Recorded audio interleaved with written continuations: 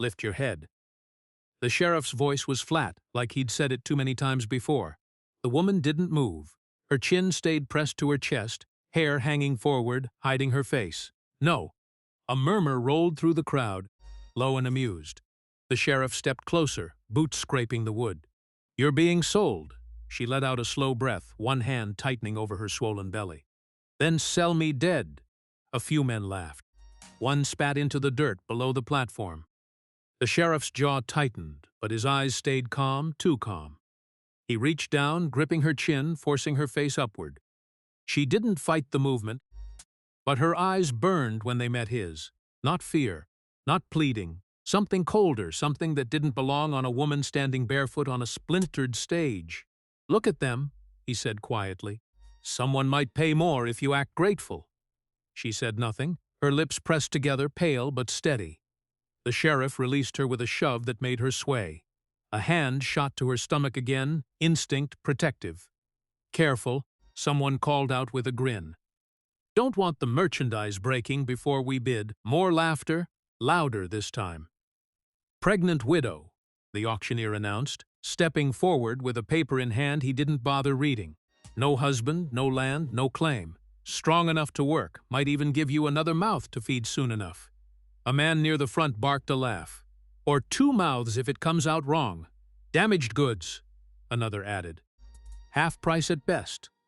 She closed her eyes for a second, then leaned down slightly, whispering under her breath. No one heard the words, but her hand smoothed slowly over her stomach, like she was calming something inside. When she looked up again, her gaze didn't go to the men circling below. It moved past them. He stood near the back, just inside the edge of the crowd. Hat low, hands still, not folded, not tense. Just still. He hadn't laughed, hadn't spoken, hadn't moved when she was dragged up or when the jokes started. He just watched. That made him worse than the others. Or better. She couldn't tell yet. "Start at 10, the auctioneer called. 10 for the widow. A hand went up immediately. 10. Another followed. 12. 15. The numbers climbed, slow but steady, like it was a game. Like she wasn't standing there listening to her price being built piece by piece. 20, someone shouted. "You're overpaying," another man said. "Look at her. She'll break before winter." "I don't need her to last winter," the bidder replied, and a few men laughed again, lower this time, uglier. She kept looking at the man in the back. He didn't raise his hand, didn't shift his weight, didn't look away. 25, the auctioneer called, nodding toward a heavy-set man with a red face. "Going once." The sheriff stood to the side now, arms crossed, watching the crowd instead of her. Watching for trouble, watching for defiance. There was none, not out loud. 30, another voice cut in. The crowd turned. A thin man stepped forward, eyes sharp. "I'll take her off your hands." 30, the auctioneer repeated. "Going once. Going twice." The woman's fingers dug into her dress, knuckles whitening. Her lips moved again. Another whisper meant only for the child inside her. Her shoulders straightened, just a little. Then she spoke, louder this time. "Don't touch me." The thin man smiled. "Didn't say I would." "You will," she said. "You all do." A few men shifted, uncomfortable now, like she'd broken some rule by speaking too clearly. The sheriff's eyes flicked back to her. "Quiet," he said. "You lost that right." She ignored him. Her gaze stayed locked on the man who hadn't moved. "Are you buying?" she called out, voice steady, cutting through the noise. "Or just watching me get carved up?" The crowd went still. Heads turned again. All eyes on him now. He didn't answer. The auctioneer cleared his throat. 30 going twice. The gavel lifted. She kept staring. "Look at me," she said, softer now, but it carried. "Don't look at them. Look at me." The man in the back finally moved, just enough to lift his head. Their eyes met fully now. No distance, no crowd. Something passed between them. Not kindness, not pity. Recognition. Like two people who had both buried something and never spoke of it again. "Stop." His voice wasn't loud, but it cut clean. The gavel froze midair. The auctioneer blinked.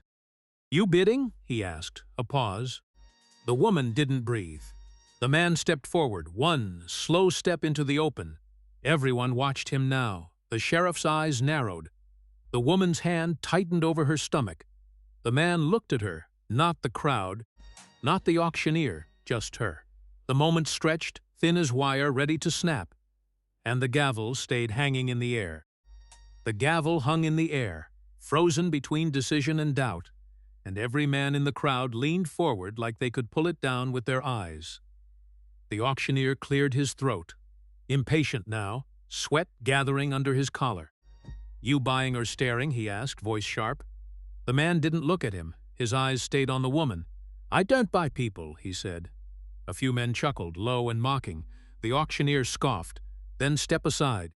The silence cracked, and the bidding surged again, louder this time, uglier. 35, the thin man snapped, stepping closer to the platform. 40, another voice shot back. Boots shuffled, shoulders pressed.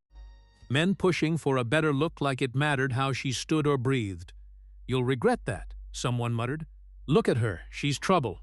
"She's pregnant," another said. "She's profit." Laughter followed, sharper now, meaner.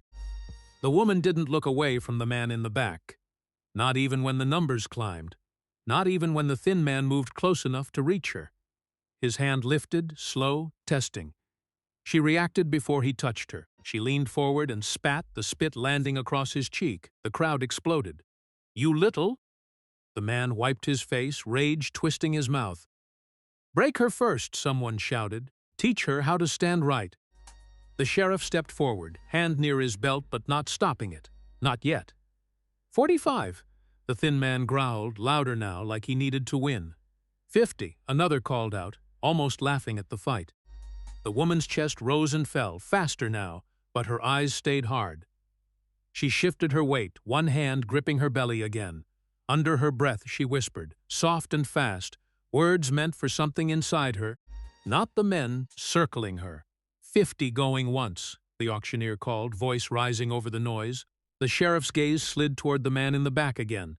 Still no movement, still no bid, just watching. That bothered him more than the shouting. 55, the thin man snapped again, wiping his face a second time like he could erase what she'd done. "You'll regret crossing me," he said up at her. She didn't answer, didn't even blink. That made it worse. 60, came a voice from the side, hesitant but eager. The crowd leaned in again, tension tightening. The auctioneer smiled now. "Now we're talking. 60 going once." He lifted the gavel higher this time, ready to end it fast, before anyone thought too hard. The woman's gaze shifted, just a fraction, back to the man who hadn't moved. Something in her face changed. Not softer, not weaker, sharper, like she had decided something. "Say a number," she called, her voice cutting through the noise again. Heads turned. The words landed heavy, not begging. A demand. The man didn't answer. 60 going twice, the auctioneer said, faster now, eager to finish. The thin man grinned, teeth bared. "You're mine," he muttered. "Enough." The word dropped clean and hard. The man in the back stepped forward, boots slow but certain, each step pulling the noise out of the air. The crowd quieted without being told. The auctioneer lowered the gavel just a little, uncertain now. "You bidding?" he asked again, voice tighter. The man stopped at the front, just below the platform. He didn't look at the bidders, didn't look at the sheriff, only at her. "I'll take her." Silence hit like a wall. No laughter, no muttering. Just stillness. The thin man blinked, then laughed once, sharp and forced. "You don't get to jump in at the end." The auctioneer hesitated. "You need a number," he said. The man didn't look away from her. More than him. "That's not how this works," the thin man snapped. "Then change how it works," the man replied, calm. The sheriff stepped forward now, boots heavy on the wood. His eyes narrowed, studying the man like he was trying to place him. "You're late," he said.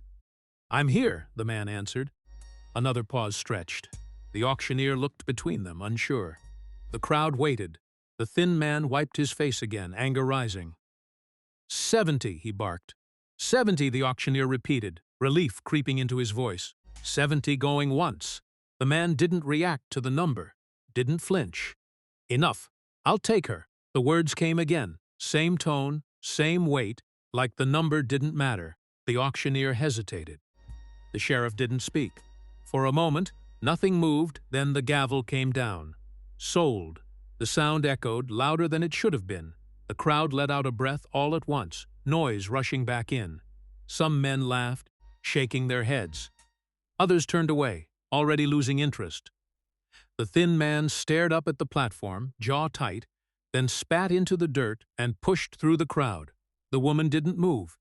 The sheriff stepped closer to the man, lowering his voice.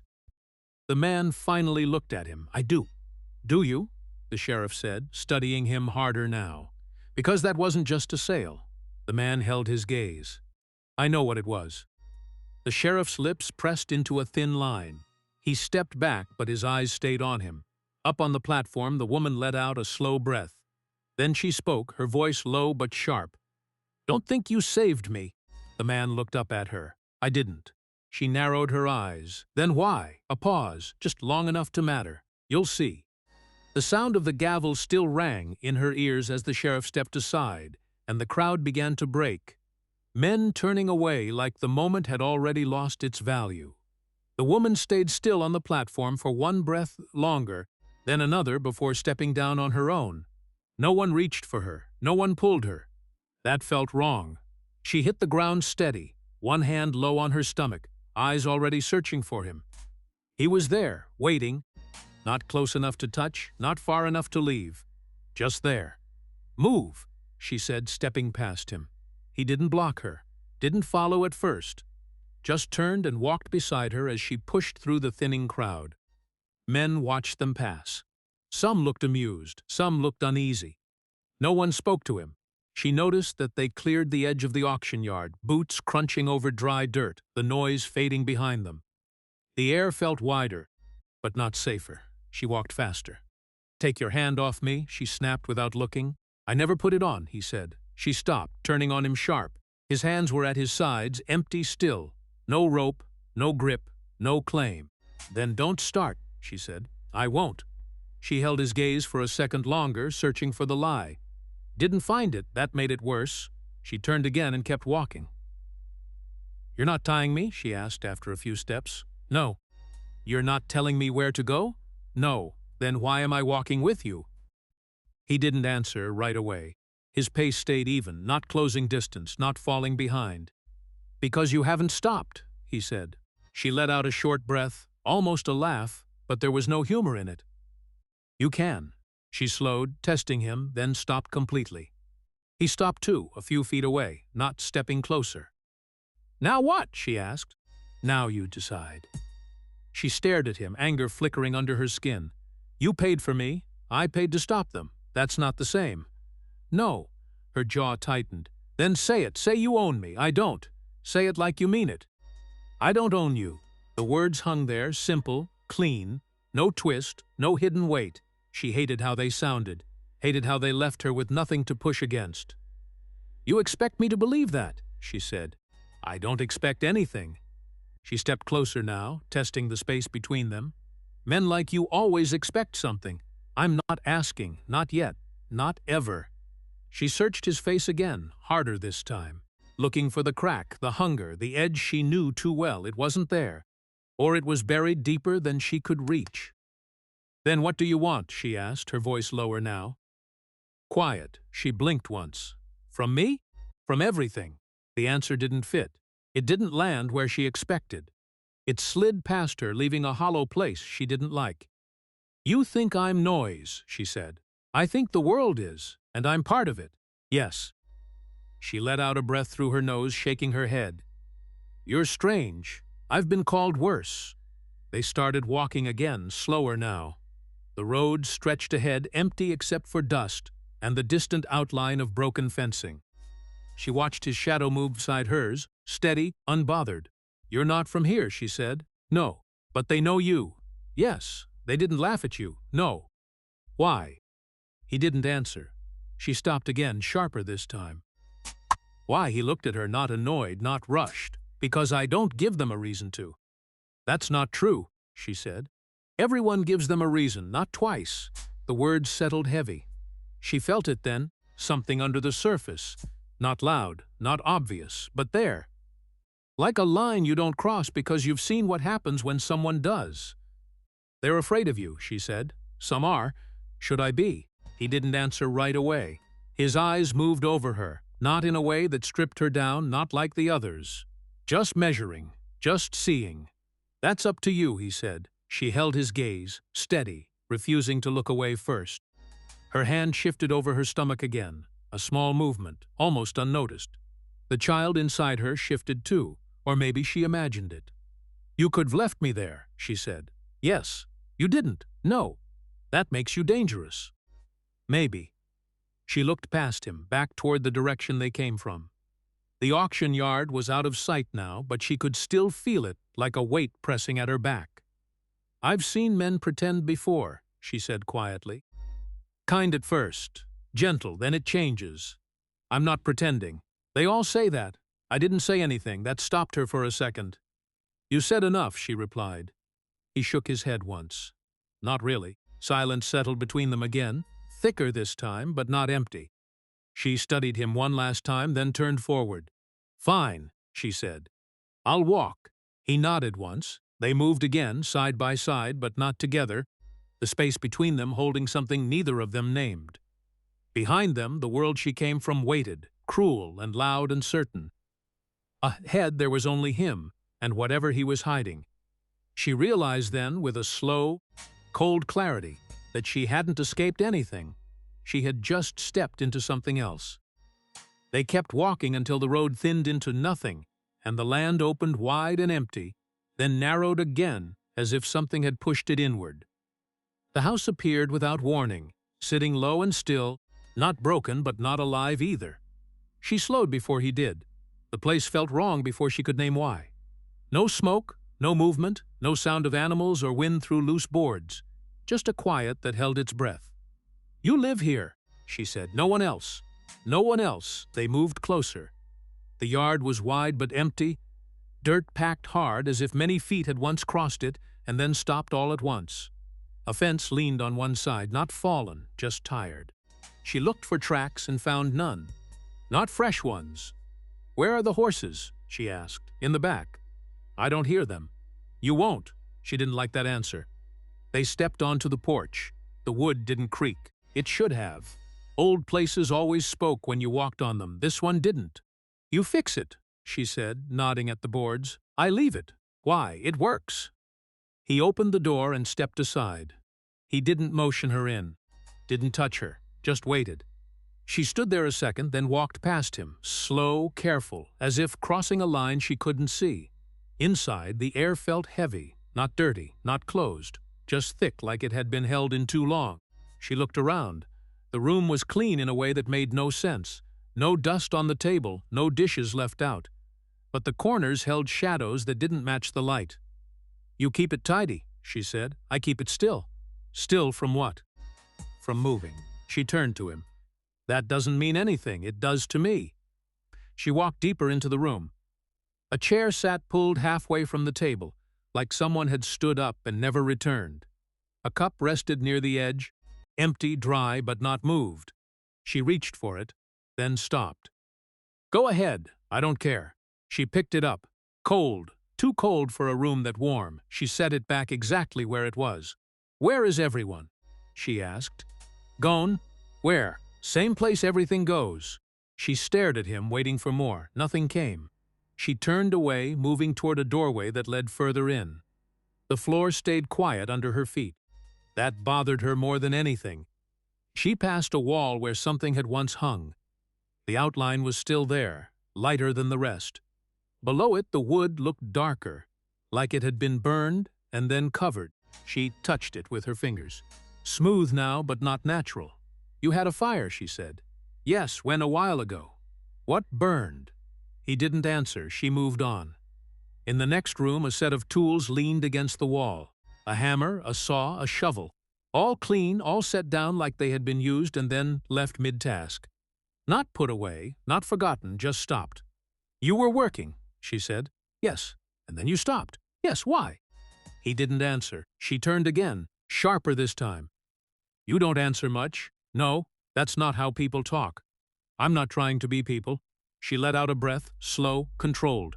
"You're doing it again." "Doing what?" "Leaving holes. I'm leaving space." "For what?" "For you to decide what matters." She shook her head, stepping back into the main room.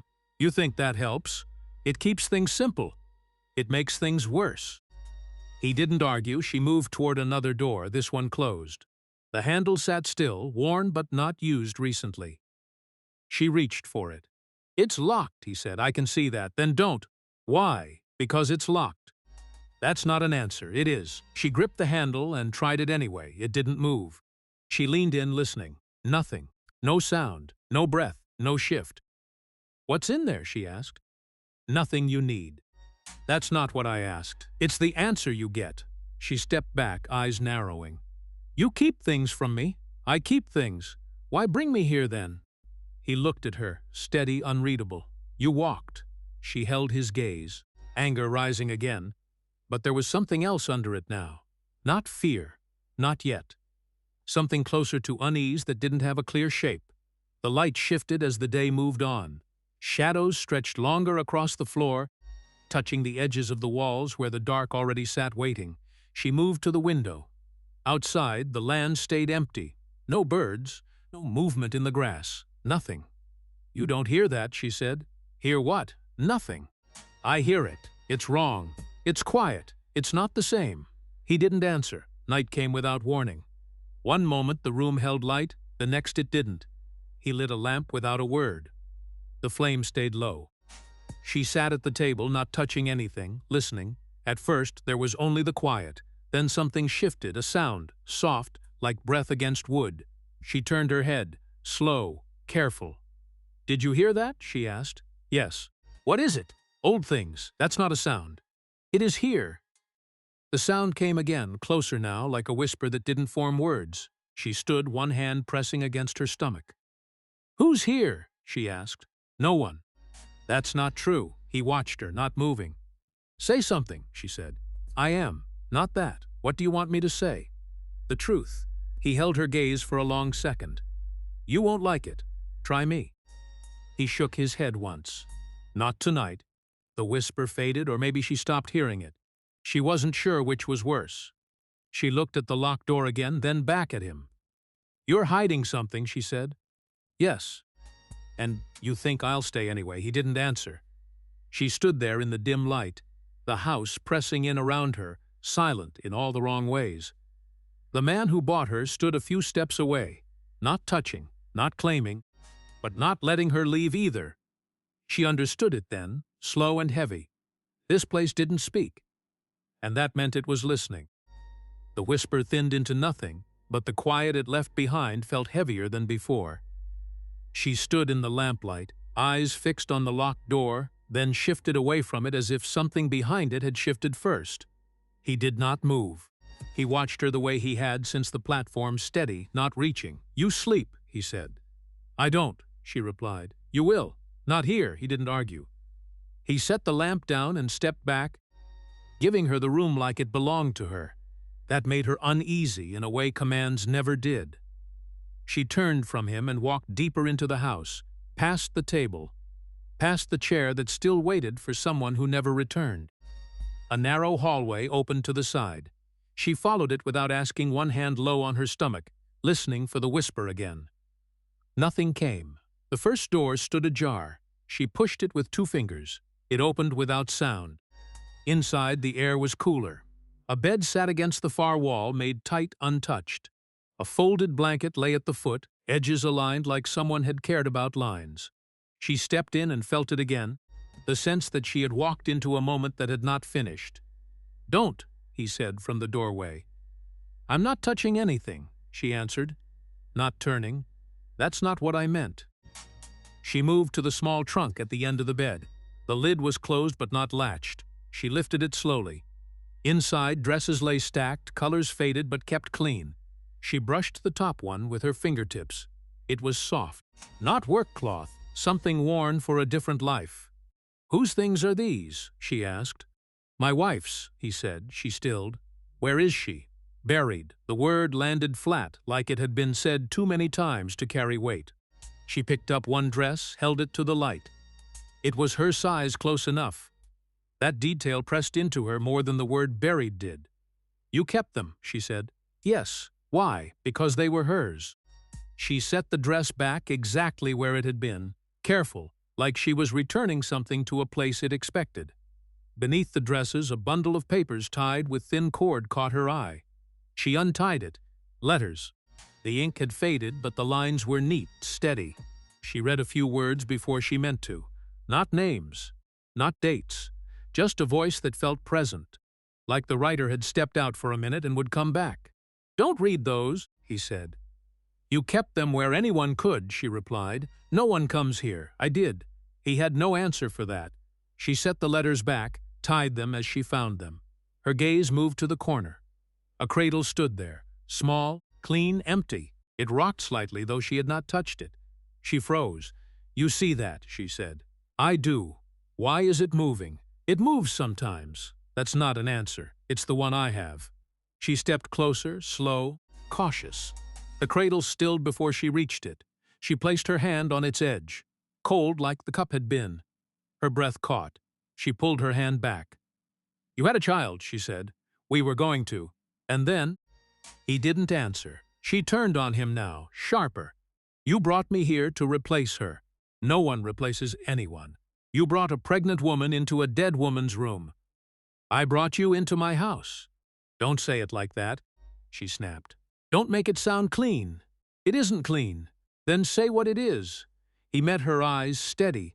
"It's what's left." The words cut through her anger, not softening it, just shifting it. She looked around the room again. The bed, the dresses, the letters, the cradle. Everything held in place, waiting without saying it was waiting. "She was here before me," she said. "Yes, and she never left." "No." She felt it then, a pressure at the edge of her vision, like someone stood just outside it. She turned quickly. Nothing. The room stayed still. The cradle didn't move, the dresses didn't shift, but the feeling stayed. "You feel that?" she said. "Yes." "And you stay anyway?" "Yes." "Why?" He didn't answer. She took a step back, closer to the door, eyes still moving around the room. "You should have burned this," she said. "All of it." "I tried." Her gaze snapped to him. "When?" "A while ago." "What burned?" "Some of it." She thought of the darkened patch on the wall, the tools left mid-use, the work that stopped. "You stopped," she said. "Yes, because you couldn't finish." "Yes." The admission sat between them, heavy and simple. She pressed her hand to her stomach again, grounding herself. "You think I'll fit into this," she said. "Into her place." "No." "Then why keep it?" "Because it's true." She shook her head. "Truth like this eats people." "I know, and you still keep it." "Yes." She looked at him for a long moment, then back at the room. The cradle, the letters, the dresses folded with care. A life paused, not ended. "I won't wear her clothes," she said. "I didn't ask you to. I won't read her letters. I told you not to. I won't sleep in that bed." "Then don't." She swallowed, anger thinning into something else she didn't name. "You expect me to live beside her. I expect you to live." She held his gaze. "That's not the same." "No." Silence pressed in again, thick and watchful. She stepped into the hall, out of the room, but the sense of it followed her, like it had attached itself to her back. "She's still here," she said quietly. "Yes, and you won't let her go." He didn't answer. She moved past him, back toward the main room, the lamp's low light waiting. Behind her, the door to the room stayed open, the cradle still, the dresses full. The knock didn't come like a visitor. It came like a claim. 3 sharp hits against the door, fast enough to stop breath before it finished forming. The widow was standing near the table when it hit, and she felt it in her chest more than she heard it. The rancher didn't move right away. He just looked toward the door, as if he already knew who it was. "Don't open it," she said. He walked anyway. The second knock came before his hand reached the latch. Then a voice followed, calm, familiar in a way that didn't belong in this place. "Open the door." The rancher opened it. The sheriff stepped inside without waiting for permission. Dust clung to his boots, but his face was clean, composed, like nothing outside ever touched him for long. His eyes went straight to the widow, then back to the rancher. "You brought her here," the sheriff said. "She walked," the rancher replied. The sheriff gave a small smile. Not amused. Measured. "That's not how it works." The widow stayed where she was, one hand low on her stomach, watching both of them without speaking. The sheriff moved deeper into the room like he owned the space already. "You paid cheap," he said. "I paid enough," the rancher answered. "Not for what she is." That line changed the air. The widow felt it shift before she understood it. The rancher's voice dropped slightly. "She's not yours anymore." The sheriff finally looked at him directly. "She was never yours to begin with." Silence stretched. The kind that presses against wood and skin. The widow stepped forward. "What are you talking about?" The sheriff didn't answer her, not directly. He walked past her instead, circling the room slowly, eyes scanning like he was counting things no one else could see. "You think that auction was a favor," he said. "You think you interrupted something." The rancher didn't respond. The sheriff stopped near the table. "You didn't interrupt it, you just changed who holds the debt." The widow's fingers tightened. "Debt to who?" Now the sheriff looked at her again. Fully this time. "That's not a question you should be asking." The rancher stepped slightly closer to her, not touching. Just near enough that the space changed, the sheriff noticed it. "That's new," he said quietly. The rancher's voice stayed flat. "Say what you came to say." The sheriff exhaled through his nose, like patience was something he only borrowed. "She wasn't for labor," he said. The widow froze. The rancher didn't move. The sheriff watched both of them now, like he was waiting for the reaction he expected. The widow spoke first. Then what? Silence. Not hesitation. Not thought. Just silence. That was the answer. The widow felt something cold settle behind her ribs. Not fear exactly, but recognition of something she hadn't been told yet. The rancher's hand tightened slightly at his side. Not reaching. Not grabbing. Containing. "You're talking too much," the rancher said. The sheriff tilted his head. "No, I'm talking just enough." The widow stepped forward again. "Finish it." The sheriff smiled faintly. "You were moved through that auction because someone needed you placed, not sold." The word placed landed heavier than sold. The rancher's voice dropped further. "Get out." The sheriff ignored him. "You think you saved her," he said, "but you interrupted a chain." The widow's voice sharpened. "Chain of what?"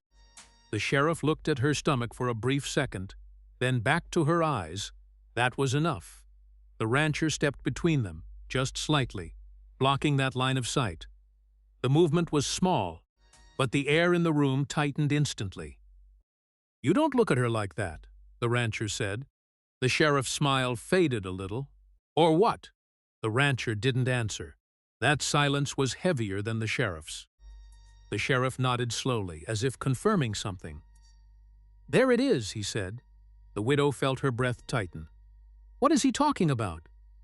Neither man answered her. The sheriff walked toward the door, then stopped halfway. "You don't understand what you've stepped into," he said without turning around. The rancher's voice was quiet now. "I understand enough." The sheriff finally looked back. "No," he said. "You don't." A pause, then he added, almost casually, "She was supposed to go through hands that don't ask questions." "Yours asked." The widow's stomach dropped slightly. "Hands for what?" Silence again. The sheriff turned fully now. His eyes moved between them. "You've taken something that wasn't yours," he said. The rancher didn't flinch. "Leave." The sheriff held the silence for a moment longer, then nodded once. Not in agreement, in recognition. "You don't get to keep her out of it," he said. Then he stepped out. The door closed behind him without force, but it felt louder than the knock. For a moment neither of them moved. The widow finally broke it. What did he mean? The rancher didn't answer right away. When he did, his voice was lower than before. "He means he doesn't stop." That's not an answer. It is the only one that matters. She stared at him, searching his face like she could pull the truth out of it. "You knew," she said slowly. "I knew enough. And you still bought me." I stopped him. "That's not the same." The rancher looked away for the first time. Sheriff, just for a second. When he looked back, something in his expression had hardened. Not anger, decision. "You stay inside tonight," he said. "That's not an answer either. It's all you get." The widow stepped closer. I'm not hiding because he knocked on your door." "He didn't knock," the rancher said. She paused. He continued, voice steady. "He warned." That word sat between them like a weight neither wanted to hold. The widow slowly placed her hand over her stomach again, but this time it wasn't comfort.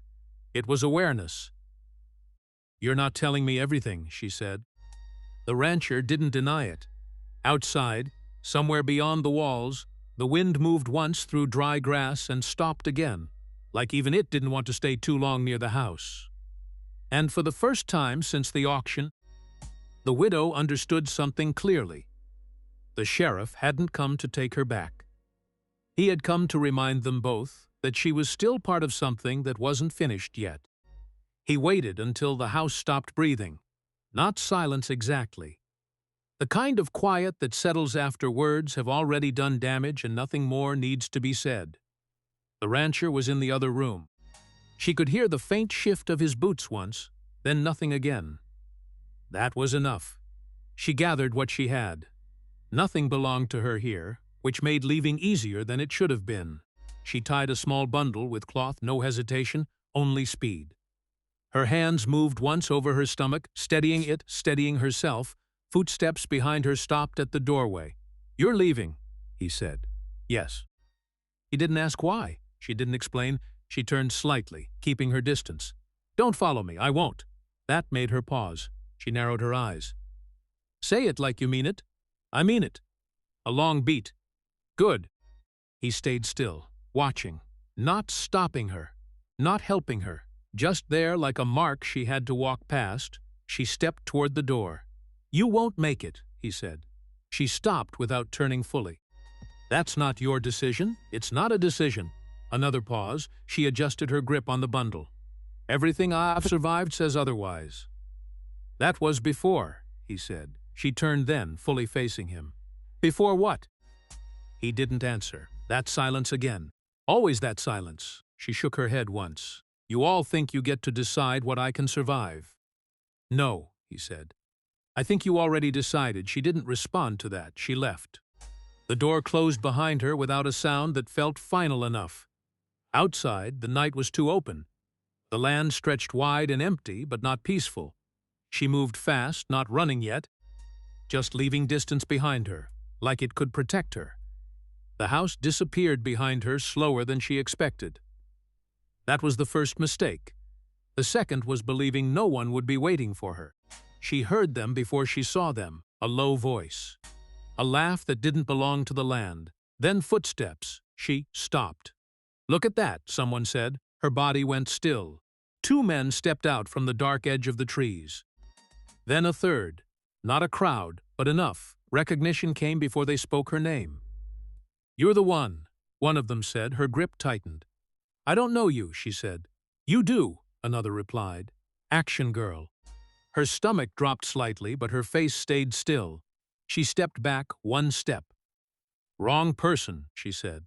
The first man laughed. "No, that's her." They started moving closer. Slow, at first testing, her breath changed. She turned her head slightly, calculating distance, direction, anything. "You were supposed to stay put," one of them said. "I never agreed to anything." She snapped back. That made them smile.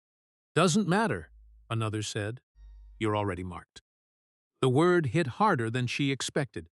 She turned and ran. The ground didn't feel steady anymore. It felt like it was pulling her forward and back at the same time. Behind her, footsteps hit the dirt faster. "Don't let her reach the road," someone shouted. She didn't look back. Not until she had to. A hand almost caught her shoulder. She twisted away, stumbled, recovered, kept going. Her breath burned now. Her hand stayed on her stomach without thinking. "Stop running," a voice called. She didn't answer. "You think he saved you?" another voice shouted. "You think that changes anything?" That made her run harder. Branches cut her arms as she pushed through a narrow stretch of trees. The world narrowed into breath and sound and fear. Then the ground opened again. The road, too far, not far enough. She saw him before she understood how he got there. The rancher, standing at the edge of the road like he had always been there. He didn't ask questions. He just stepped forward. The first man reached her, and the rancher hit him once. Clean. Hard. The man went down without a second sound. The others hesitated. That was all it took. The rancher moved again, not fast in a wild way, but controlled. Final. One man backed up, another tried to swing and missed. The rancher caught him and dropped him into the dirt like it was nothing worth remembering. Silence fell again, but different this time. Broken. The remaining men pulled back into the dark without speaking, not retreating with pride, just gone. Only the wind stayed. She stood there, frozen, breath uneven, watching the space where they disappeared. Then she looked at him. He wasn't looking at them anymore. He was looking at her. "You followed me," she said. "I said I wouldn't," he replied. She stared at him, trying to understand the difference between promise and action now. Her voice dropped. "You lied." "No."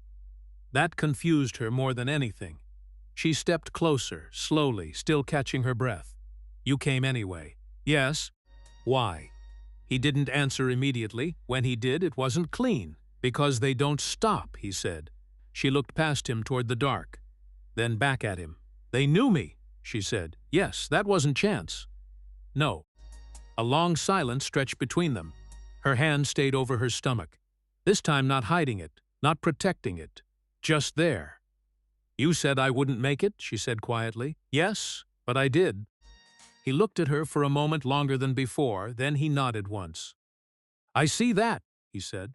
Something in her chest tightened, not fear this time. Something else. Recognition of a different kind. She exhaled slowly. "You don't get to decide that either," she said. "I didn't," he replied. A pause. The night felt wider now, but not safer. She looked at the road behind them, then at him. For the first time since the auction, she didn't step away immediately. And for the first time since he met her, he didn't ask her to stay. They came back to the ranch without speaking. Not because there was nothing to say, but because the road between the trees felt like it was listening. The night behind them still carried footsteps that didn't belong to anyone anymore. The widow walked slightly ahead, then beside him, then not beside him at all. Distance kept changing, like neither of them trusted what together meant now. The house appeared again in the dark, like it had been waiting for them to confirm something. It still didn't speak. But it felt different. Wrong in a way that had nothing to do with silence. "You see that?" she said suddenly. He stopped. At first he didn't answer. Near the far side of the yard, past the broken fence line, a faint light flickered low to the ground. Not fire like a torch, not lantern light, something unstable. "Moving wrong." "I see it," he said. "It wasn't there before." "No." She stepped forward without waiting for permission.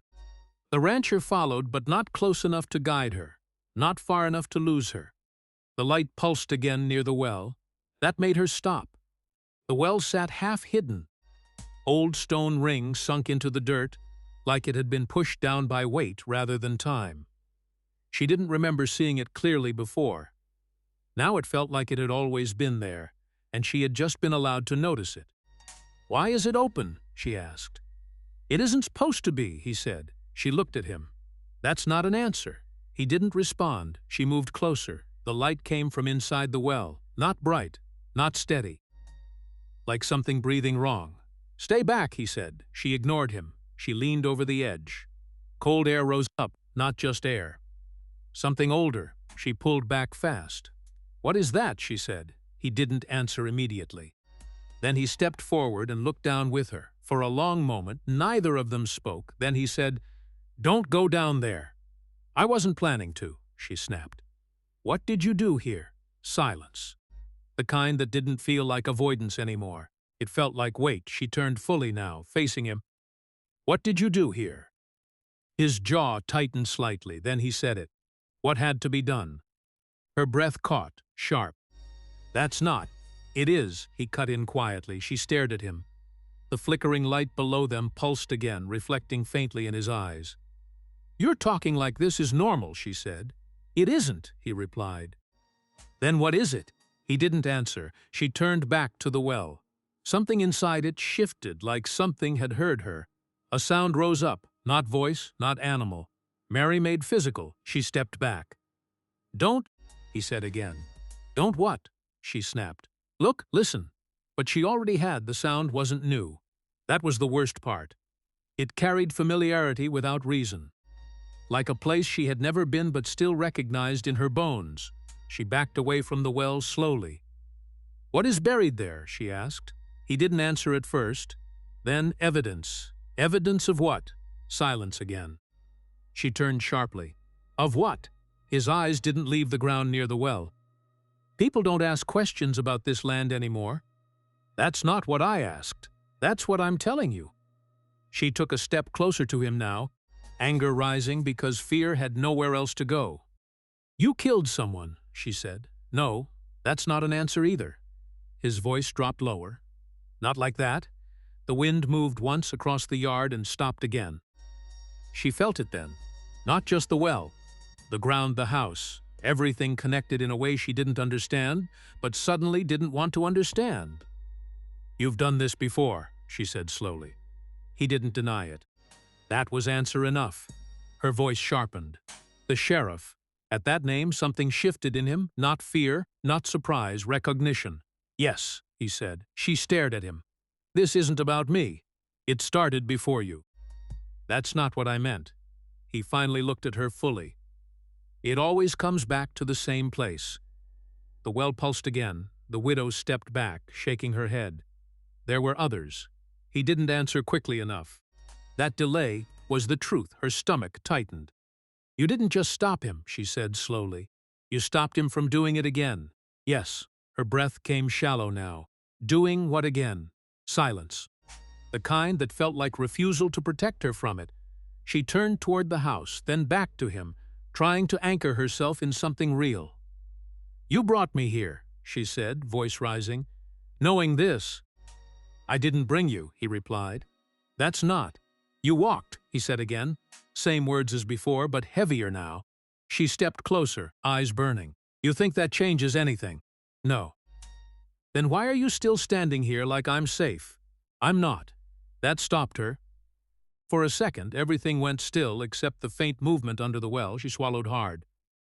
What is under there? She asked again. Softer now. He didn't look away this time. People who didn't leave, he said. The words didn't explain anything, but they didn't need to. Her mind filled in the rest anyway. The sheriff's voice at the auction, the implication, the warning, the missing women never named, the silence when she asked what she was for. Her breath caught. You were going to let it happen again, she said. No, that's why you bought me, yes? A pause. Then it landed fully inside her. She wasn't rescued. She was interrupted, not saved or raided. Her voice dropped. I was next. He didn't correct her. The wind picked up slightly, then died again. The light in the well flickered once more, weaker now, like something noticing it had been seen. She stepped back again, putting distance between herself and the ground. This isn't just you and him, she said. No. This is all of you. Silence, then he said quietly it was. Her throat tightened. And I'm in the middle of it. Yes. She looked toward the house again. The dark windows didn't reflect anything back, not even her. For the first time, she understood the shape of what she had walked into. Not a rescue, not a sale. A system that didn't end when one man fell. And the well behind her kept breathing, like it had always been waiting for someone new to hear it. The house stayed quiet after the well. Not calm quiet, not peaceful quiet, the kind that waits. The widow stood inside it, like she no longer trusted walls to mean protection. The rancher had followed her in, but he didn't speak first. He never did when something had shifted. She turned slowly from the table. You knew, she said. I know many things, he replied. That I wasn't just some woman they dragged onto a stage. He didn't answer. That silence was answer enough again, but this time it didn't sit inside her the same way. It hit something harder underneath. She stepped closer, stopping just out of reach. You think I'm weak, she said. His eyes stayed on her. I think you survived. A pause, the words should have softened something. They didn't, her jaw tightened. I did worse than that. That made the air change, not fear. Attention. The rancher didn't move, but something in him sharpened. like he was listening in a different way now. She looked away for a second, then back at him. "You want truth," she said. "You keep standing there like you already know mine." "I don't know yours," he said. "Then listen, a beat." She exhaled once, slow, controlled. "My name isn't Widow," she said. He didn't respond. She stepped back slightly, like the space between them needed to exist for what came next. Then she said it. Clear, not soft. Her real name. It didn't feel like speaking. It felt like pulling something up from deep water. The room changed after it, not visibly, but she felt it. Like the house itself registered her differently. The rancher repeated nothing. He just looked at her longer than before, like the name had weight he hadn't expected. She didn't break eye contact. "You hear that," she said quietly. "That's who I am." Silence, then she added, sharper now. "I wasn't born into anything soft." He nodded once, barely. "Neither was I," he said. She gave a short, humorless breath. "That's not the same." "No," he agreed. Another pause. Something in her chest loosened slightly, then tightened again. She hated that both could happen at once. "You want to know why I didn't break on that platform," she said. He didn't answer, but he didn't look away either. She stepped closer again, voice lower now. "My husband didn't die in some accident," she said. That stopped the room. Even the air felt like it leaned in. She continued anyway. "They told me he did," she said. "Fell. Wrong place. Wrong time. That's what they said." Her hand moved once, unconsciously, to her stomach, then away again. "But I saw what was left of him," she said. The rancher's expression didn't change, but something in his eyes did. "You didn't report it," he said. "I couldn't," she replied, a beat. "They didn't let me."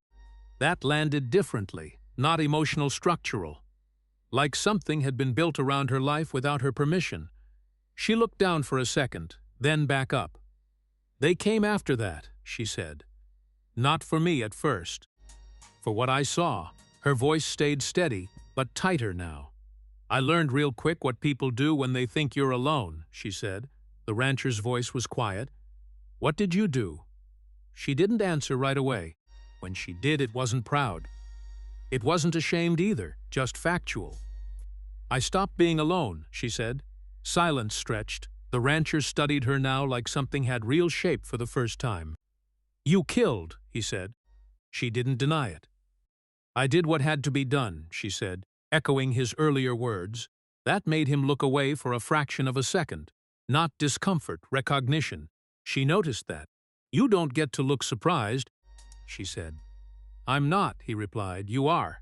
A pause, then she added, softer but sharper. "I just don't think you expected it from me." He looked back at her. "I expect it from anyone who survives long enough." That quieted her slightly. Not comfort, understanding. She exhaled once. "You think this place made you dangerous," she said. "It did," he replied. She shook her head slightly. "No." That caught him. She stepped closer again, now close enough that neither of them had to raise their voice. "This place didn't make you anything," she said. "It just stopped hiding what was already here." The rancher didn't respond immediately. When he did, it was quieter than before. "You're not what they brought in," he said, a faint pause. "You're not what I expected either." Something in her expression shifted at that. Not softness, not trust. Recognition of being seen without reduction. She held his gaze. "Good," she said. The word wasn't gratitude. It was alignment, a decision, a shift in the space between them. For the first time, the silence in the house didn't feel like something watching them separately. It felt like it was watching them both the same way. She turned slightly, pacing once across the room, then back. "I won't be another name they forget," she said. He nodded once. "No, and I won't be something you carry like debt." "I didn't bring you as debt," he said. She stopped, looked at him sharply. "Then what did you bring me as?" He didn't answer immediately. When he did, it wasn't clean. "As someone they can't take twice," he said. That landed heavy. Not romantic, not heroic, strategic. She understood it immediately. And that understanding changed her posture again. She wasn't a passenger in this anymore. She wasn't a rescued object. She was a variable. She looked at him for a long moment. then said quietly, "Then don't treat me like I'm breakable." He nodded once. "I won't," he said. A pause. The house remained still, but something inside it had shifted permanently. She turned toward the window, looking out at the dark land beyond. Her voice came softer now, but no less firm. "Say my name again," she said. He didn't hesitate. He said it, her real name. And this time, it didn't feel like revelation. It felt like claim without ownership, and she didn't flinch. The night after, she said her name didn't feel like night anymore. It felt like something paused halfway through happening. The widow sat at the table, elbows close, eyes not resting. The rancher stood near the window, not watching the dark like it mattered, but like he was measuring how long it stayed quiet before it stopped. "You didn't sleep," he said. "I stopped pretending to," she replied. He nodded once, like that made sense. Then he turned away from the window. "We need to decide what you are doing here." "I already decided," she said. "That's not what I asked." She leaned back slightly. "Then ask better." A pause. He sat across from her. Not close, not distant, just aligned. "You want revenge," he said. The word hit the table before it hit her. She didn't answer immediately. Then, no, that made him study her harder. "Then what?" he asked. She didn't look away. An end. Silence followed, but it wasn't empty. It was weight shifting. The rancher nodded slowly. "That's harder." "I didn't ask for easy," she said. He tapped 2 fingers once on the table, thinking without showing it. "The sheriff doesn't act alone," he said. "I know," she replied. "That's not the same as understanding it." Her jaw tightened slightly. "Then explain it." He didn't answer right away. Instead, he reached for a piece of paper on the table. Old, folded, marked with faint writing. He slid it toward her. Names. Not all clear. Some crossed out. She didn't touch it yet. "What is this?" she asked. "Patterns," he said. "That's not an answer. It is when you've lived long enough to see it repeat." She finally picked it up. Eyes scanning, slowly at first, then faster. Her voice lowered. "These aren't random. No, these are people." "Yes." She looked up. "What are they?" The rancher didn't hesitate this time. "Connections." "Connections to what?" He didn't answer immediately. Then, to him. The sheriff's name didn't need to be spoken. She set the paper down carefully. "He's not just taking women," she said. "No," the rancher replied. Her voice sharpened. "Then what is he building?" A long pause, then he said it. "A system." The word sat between them. She leaned forward slightly. "Explain it." He nodded once. "He doesn't sell people," he said. "He places them." Her stomach tightened, but her face didn't change. "Placed where?" she asked. He looked at her for a moment, longer than before. "Where they disappear correctly," he said. That made her still. Not fear, clarity. She pushed the paper back. "And I was supposed to be one of those." "Yes." "And you interrupted it." "Yes." She let out a slow breath through her nose. "So now what?" The rancher leaned back slightly. "Now he corrects it." The silence after that was different. Heavier, not threat, consequence. She looked toward the window where darkness pressed against glass like it was waiting to be let in. "How long?" she asked. "He already started," he said. That made her turn back to him fast. "When?" "The moment you left the auction." Her hand tightened slightly on the table edge. "So this isn't about me." "It is now," he said. That didn't comfort her. It clarified her position. She nodded once. "Good." That made him pause. "You think that's good?" he asked. "I think it means it stops being vague," she said. "I don't do vague." Something in his expression shifted slightly at that. Not approval, recognition again. He stood and moved to another part of the room, pulling out a worn map pinned under a weight. He spread it across the table. Marks, lines, points that didn't mean anything at first glance. Then she started seeing repetition. "You've been tracking him," she said. "Yes, for how long?" "Long enough." That's not an answer. It's the only one that matters. She studied the map now fully. "These places," she said, "they're not farms." "No." "Then what are they?" He didn't answer immediately. When he did, his voice dropped slightly. "Stops." She looked up. "Stops for what?" He met her eyes. "For people who don't come back." The room felt smaller after that, even though nothing had changed. She leaned forward again, scanning faster now. "You've been watching this happen," she said. "I've been waiting for it to expose itself fully," he replied. Her voice hardened. "And I was the trigger." He didn't deny it. That was answer enough again. She sat back slowly, then said, "You could have told me." "I didn't know who you were yet," he said. She gave a short, humorless breath. "You still don't." "I know enough," he said, a pause. She looked at him directly. "For this," he said, she narrowed her eyes. "You keep saying that like it's already decided." "It is," he replied. That made her stand slightly. Not fully aggressive, not fully calm either. "You don't get to decide my direction," she said. He didn't react to the tone. "I'm not deciding it. Then what are you doing?" He stood too now, matching her level without closing distance. "I'm showing you where it leads," he said. "A beat. And you decide if you walk." That landed differently. Not control, not command, offer shaped like consequence. She looked at him for a long moment, then nodded once. "Fine."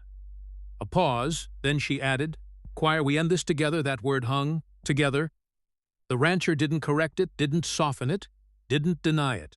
He just nodded. "Yes," he said. The widow turned back to the map.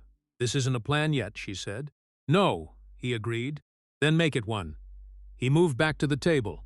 They leaned over the paper together, not touching, but close enough that the space between them stopped feeling like distance and started feeling like direction.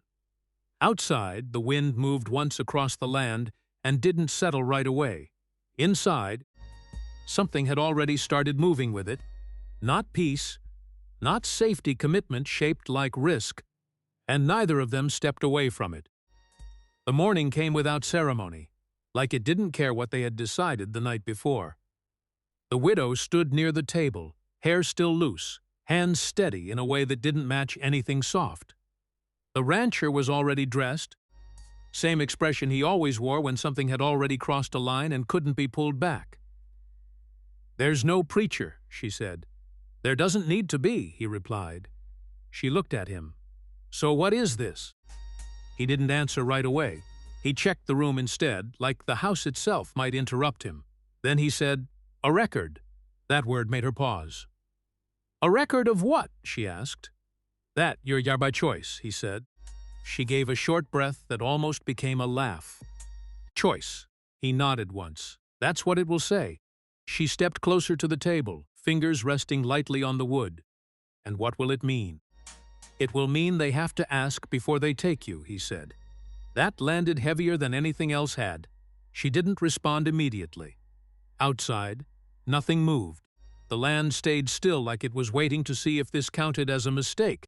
She finally said, "You think paper stops men like that sheriff?" "No," he replied, "but it slows them." A pause. She looked at him longer now. "You're not doing this because of me," she said. He didn't deny it. "That's important," she added. "It is," he said.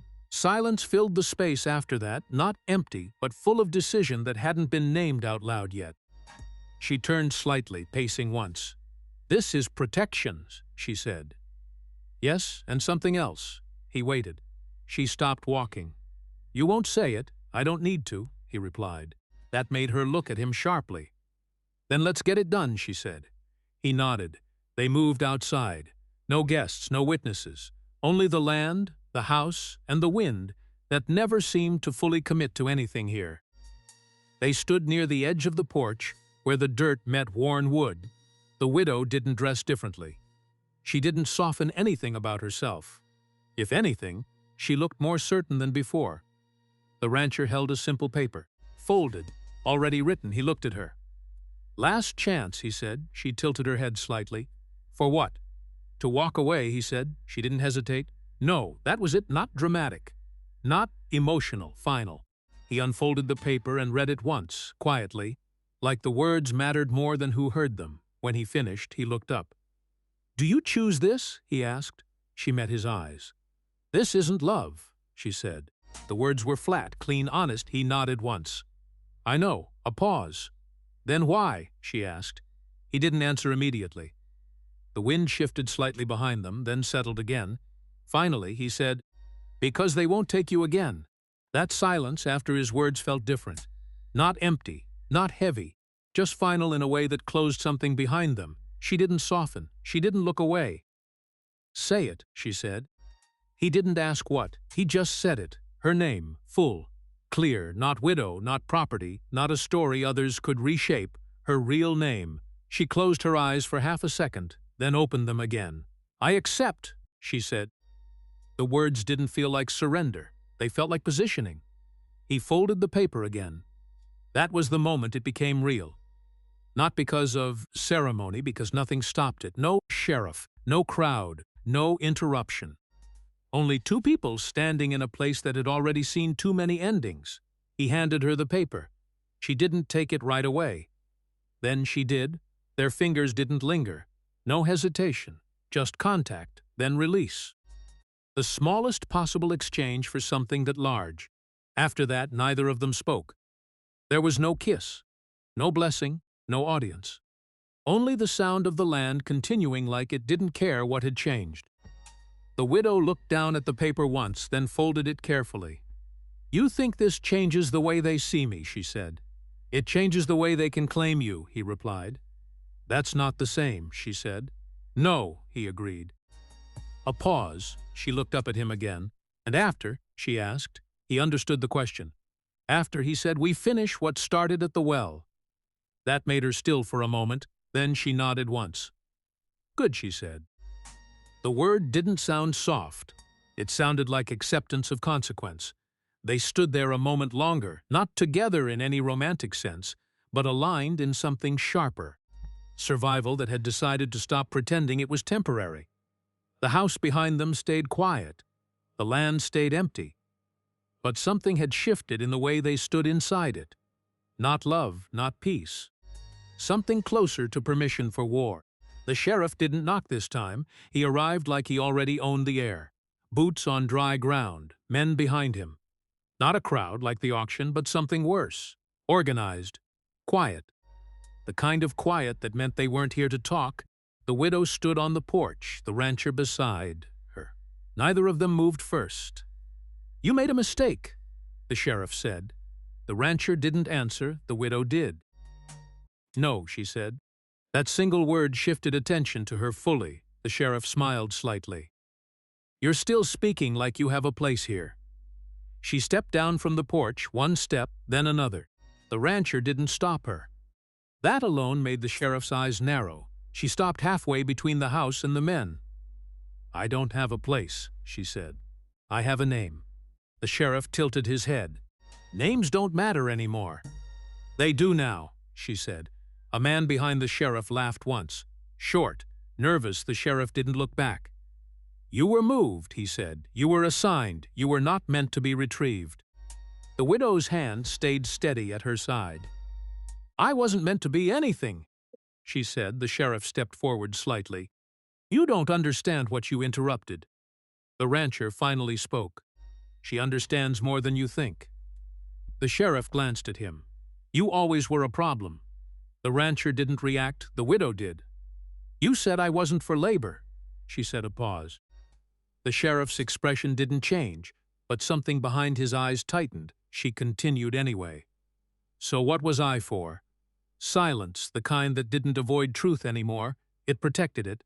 The sheriff exhaled slowly. "You were part of a cycle." "That's not an answer," she said.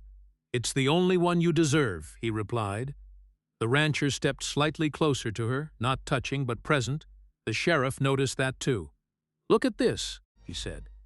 "You're already rearranging yourselves like it matters." The widow's voice sharpened. "It does matter." "No," the sheriff said. "It ends the same way it always ends." The wind shifted once behind them. The widow took another step forward. Now she stood fully in the open. Not behind the rancher, not beside him, in front of everything. "I was sold once," she said. No one interrupted. "I was dragged, priced, and spoken over," she continued. Her voice didn't shake. "I was told I was nothing but use." A pause, then she looked directly at the sheriff. "And I'm still here." Something in the line of men shifted slightly. The sheriff studied her. "You think this changes what you are?" "It already has." she said. The rancher spoke quietly behind her. It changed when she walked out of the auction. The sheriff's eyes flicked to him. You made a mistake protecting her, the rancher answered flatly. You made a mistake starting this. That was when the sheriff lifted his hand slightly. Not fast, not rushed. A signal, men shifted behind him. The widow didn't move. She watched it all. Then she said almost softly, So that's it. The sheriff didn't answer. A moment stretched. Then she stepped forward again. Another step, closer now. You think I'm still something you can move around, she said. The sheriff's voice dropped. You are. The rancher's hand tightened slightly at his side. The widow shook her head once. No, she said then louder. No one gets sold again. The words didn't echo. They landed. One of the men behind the sheriff hesitated. That hesitation was enough. The rancher moved first, not toward her, toward the space between them. Not chaotic. Controlled. Direct. The first man, who stepped forward, met him halfway and went down immediately. No hesitation now from either side. The air broke open. But the widow didn't retreat. She stayed where she was, watching. Not hiding, not flinching, the sheriff moved toward her now directly. You don't understand what you're undoing, he said. She didn't step back.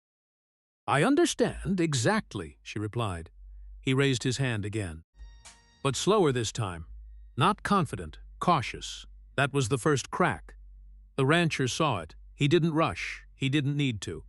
He moved like someone who had stopped asking permission from fear long ago. One man fell. Then another stepped back instead of forward. That hesitation spread. The sheriff saw it too. And something in his expression changed. Not anger. Recognition. The system wasn't stable anymore. The widow stepped closer to him now. Only a few feet apart. You don't own anything here, she said. The sheriff's voice tightened. Everything here is built on order. No, she replied. It's built on silence. That hit harder than anything else, because he didn't answer. Not immediately. Behind him, his men were no longer unified. They were reacting, not executing. The rancher took another step forward. The sheriff finally looked at him again. You think this ends with me, he said. The rancher replied. It already started without you. The sheriff's hand lowered slightly, for the first time. Not surrender. Loss of certainty. The widow noticed it, and she stepped forward again, until she was close enough that there was no distance left for authority to sit comfortably. You said I was assigned, she said. Yes, the sheriff replied. She nodded once, then said, I unassign myself. A pause. That phrase didn't belong in his world. It didn't fit the system. That was the point. The sheriff looked at her like something had finally moved outside his control. The rancher stepped beside her now. Not behind. Not guarding. Aligned, the sheriff's men were no longer fully still. The structure was breaking. Not all at once, but enough. The sheriff looked around once, then back at her. And for the first time there was no confidence in it. Only calculation that no longer worked. She held his gaze. Not shaking, not soft, fully present. And the system that had carried his authority finally stopped recognizing itself in her. The land didn't go back to normal. It only went quiet. That was different. The widow stood at the edge of the yard where everything had ended, looking at ground that now felt heavier than before. The sheriff was gone. His men were gone, not in memory, in consequence. What remained was not victory, it was absence. The rancher stood a few steps behind her, shovel in hand, not resting, not working. Just holding it like something that had become unnecessary too late. They didn't speak at first. The air felt too full of what had already been said. The widow finally broke it. Is it over? She asked. The rancher didn't answer right away. He looked at the land instead, at where things had been buried, at where they had stopped pretending. No, he said. That word didn't surprise her. It settled. She nodded slightly. Then what now? He shifted the shovel in his grip, then set it down carefully beside him. We live with it, he said. That was the answer, not clean, not comforting, just real. The widow looked down at her hands. Dirt still clung under her nails, not from fear, from action, from being present in something she couldn't undo. She flexed her fingers once. "I thought it would feel different," she said. "It does," he replied. She looked at him. "How queeter," he said. A faint breath escaped her, almost a laugh, but it didn't carry humor. "That's not peace."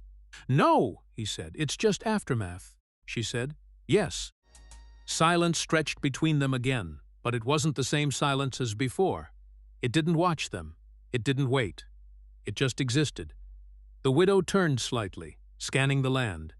Everything looked the same from a distance, but nothing felt the same up close. "You think they'll come back?" she asked. The rancher didn't pretend not to understand. "Yes," he said. That honesty landed heavier than anything else. She nodded once. "Good." He looked at her then. "Good," he repeated. She met his gaze. "At least now I know." "Know what?" he asked. "That it doesn't end," she said. He didn't correct her because it didn't. Not really. Not in the way she had once imagined endings. She walked a few steps forward, then stopped near the place where the ground had changed, where truth had been pulled out and forced into daylight. Her hand moved unconsciously to her stomach again. Not protective now. Just aware, the rancher noticed but didn't comment. He never commented on what she already understood. After a moment, she spoke again. "I keep thinking about the names," she said. He nodded slightly. "So do I." "They were never just people," she continued. "No," he said. "They were warnings," she said. He didn't disagree. She looked down at the ground again. "And I was almost one of them." The rancher's voice was quieter now. "You weren't." She turned slightly. "Not because of luck. No," he said. "Because you didn't stay where they placed you." That made her pause. For a moment, the wind moved across the open land, soft enough to feel like it might carry something away, but it didn't. It stayed. She exhaled slowly. "That doesn't make me safe," she said. "No," he agreed. "It just makes me harder to move," she said. "Yes," he said again. A pause, then she asked, softer now, "And you?" He looked at her. "What about me?" he asked. She studied him for a moment like she was still learning where his edges were. "You didn't have to stay," she said. "I know," he replied. "Most men would have walked away after this," she added. "I'm not most men," he said. That almost sounded simple. It wasn't. She nodded once, accepting it without approving it or rejecting it. "That's the problem," she said. He didn't respond, not because he disagreed, because he understood. They stood there for a long time after that, not as allies, not as anything defined, just two people who had seen too much of the same system from different sides and survived it long enough to stop pretending. Survival meant clarity. The widow finally turned away from the land. "Where do we go from here?" she asked. The rancher looked at the horizon. "Forward," he said. She gave a small, tired breath. "That's not an answer." "It's the only direction left," he replied. She nodded slowly. That was enough. They didn't bury anything new that day. Nothing needed words anymore. The land held what it held. And they learned quietly, without agreement or ceremony, how to stand in it without pretending it was clean.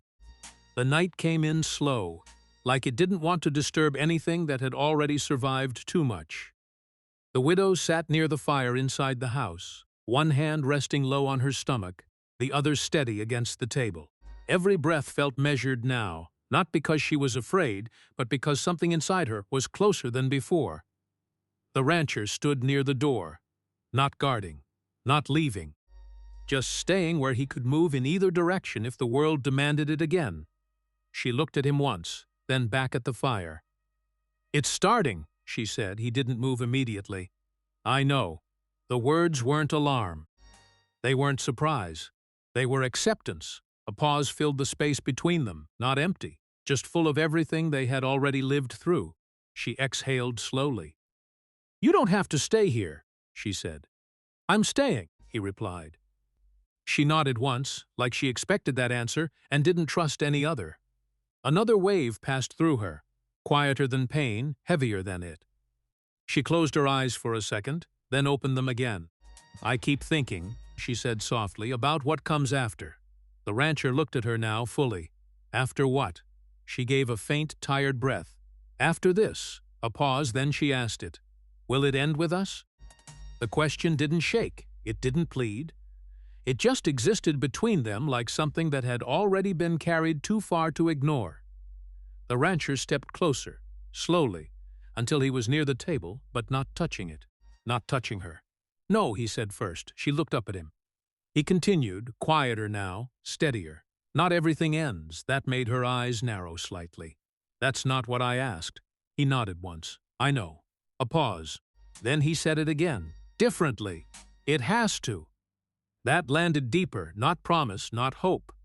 Decision. She closed her eyes for a moment, breathing through another tightening wave, then opened them again.